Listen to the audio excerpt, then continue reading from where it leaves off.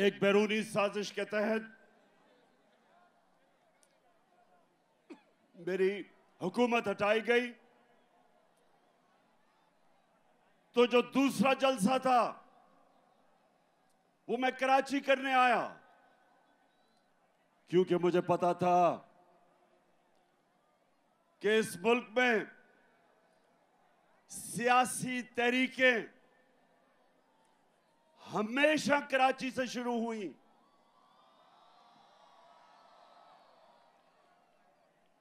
कराची के लोग शऊर रखने वाले लोग हैं,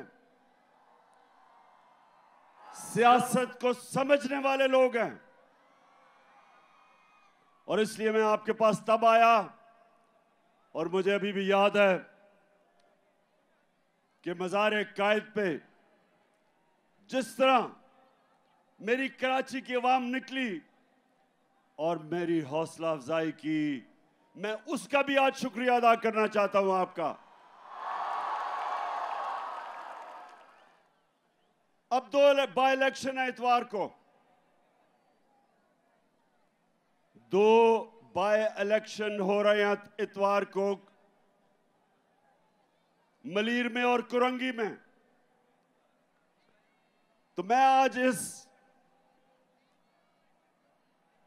इधर शाह फैसल कॉलोनी में खड़े होके सारे पाकिस्तान को कह रहा हूं, सारे मुल्क को मैं आज पैगाम दे रहा हूं कि ये इलेक्शन नहीं हो रहे,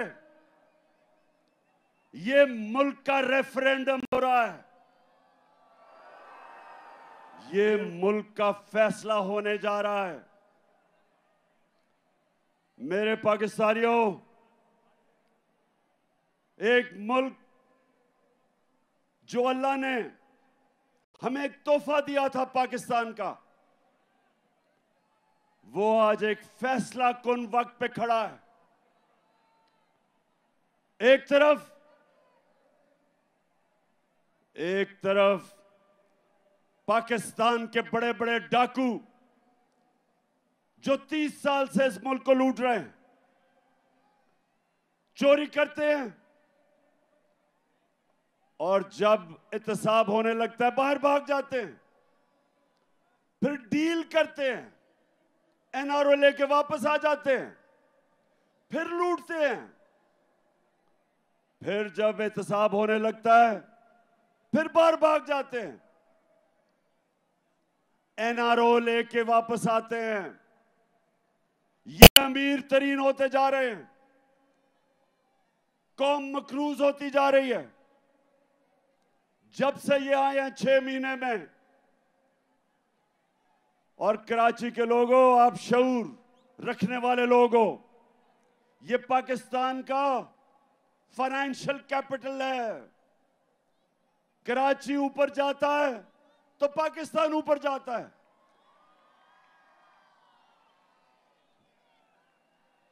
और जब कराची की तबीयत खराब होती है तो मुल्क की तबीयत खराब हो जाती है।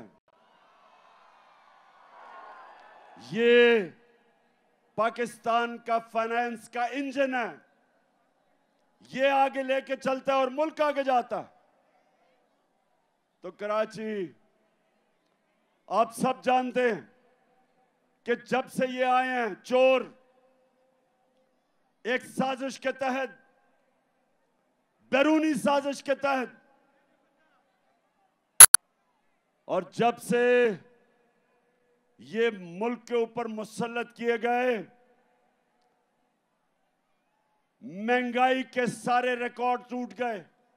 50 साल में मुल्क की सबसे ज्यादा महंगाई। यहां फैमिलीज बैठी हैं, जब बिजली के बिल आते हैं तो आप सब जानते हैं कि कभी इस मुल्क के अंदर इतनी महंगी बिजली, और खास तौर पे जो तनख्वाहदार तबका है, बिजली, अभी गैस बढ़ने वाली है, लोड शेडिंग, पेट्रोल और डीजल 150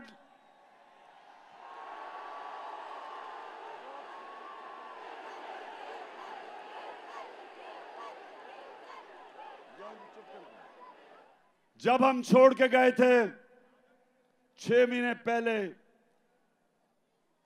तकरीबन 150 रुपए का 1 लीटर पेट्रोल और 150 रुपए का डीजल। ठीक कह रहे हो, फजलुर रहमान भी 150 रुपए का था। और उसके बाद एक एक चीज महंगी। आटा 55 रुपए किलो पे छोड़ के गए थे, आज 100 रुपए से ऊपर है। तो क्या मुल्क में क़यामत आई कि महंगाई आसमानों पे, बेरोजगारी बढ़ रही। आज मैं फिर से कहता हूं, तनख्वाहदार तबकों के लिए, उनके पास तनख्वाहें नहीं बिल देने के लिए, और जबकि कौम गरीब हो रही, कौम मुश्किल में मकरूज, रुपया 30% रुपया गिरा है।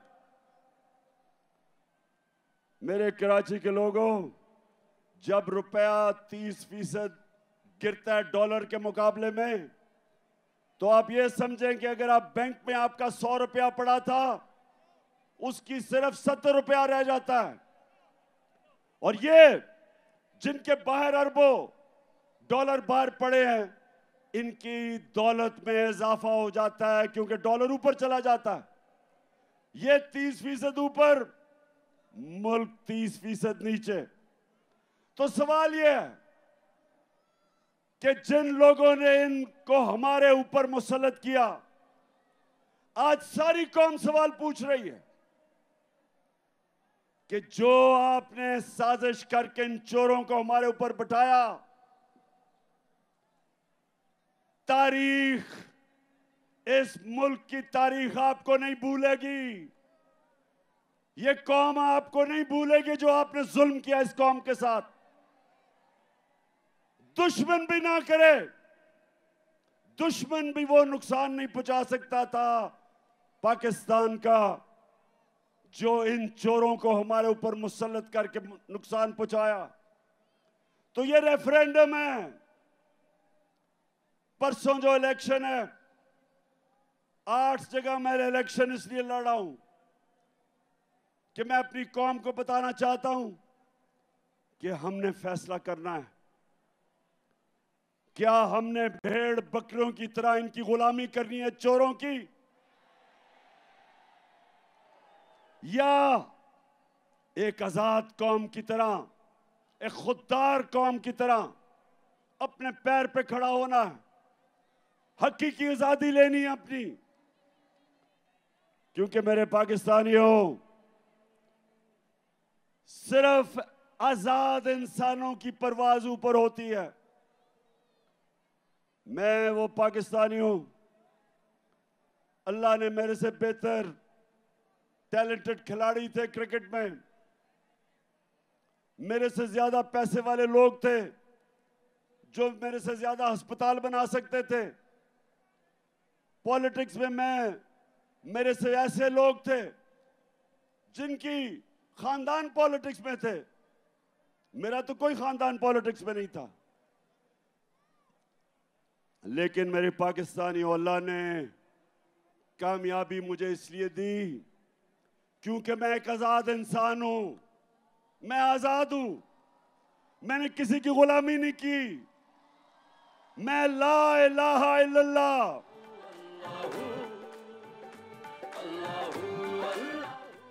ला इलाहा इल्लल्लाह, नहीं है कोई खुदा अल्लाह के सिवा। ये इंसान को आजाद करता है। और मेरे पाकिस्तानियों, खास तौर पे मैं अपने नौजवानों को यह बताना चाहता हूं कि सिर्फ आजाद ज़हन, आजाद इंसान, आजाद मुल्क, सिर्फ उनकी परवाज ऊपर होती है।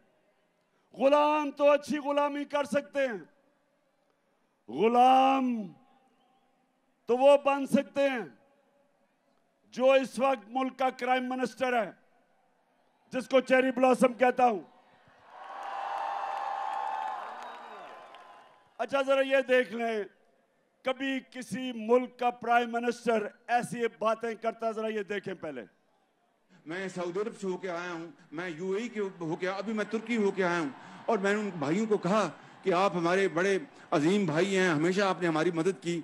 और मैंने यही कहा, जब मैं आया हूँ तो आप समझेंगे शायद ये मांगने आया है। मैं मांगने नहीं आया, लेकिन मजबूरी है।